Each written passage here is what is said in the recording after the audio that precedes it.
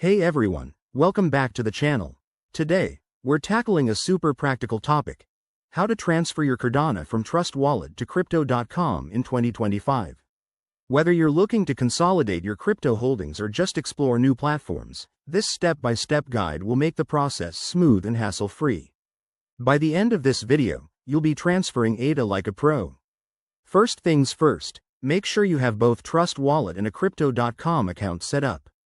You'll need your Cardano, ADA, in your Trust Wallet and some basic knowledge of crypto wallets. Don't worry, I'll walk you through it. Let's jump into the steps. Step 1.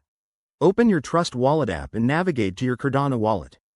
Look for the ADA token in your portfolio. That's where your funds are. Step 2. Tap on the Send button. You'll need to enter the recipient's address, so keep that handy.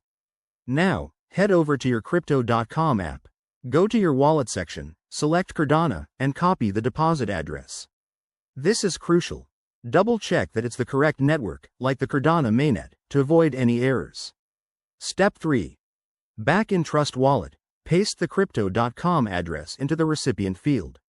Enter the amount of ADA you want to transfer, but remember to leave a little extra for network fees. Review everything carefully: the address, amount, and fees. Then hit Confirm to send the transaction.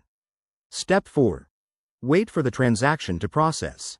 On the Cardano network, this usually takes a few minutes, but it can vary based on network congestion.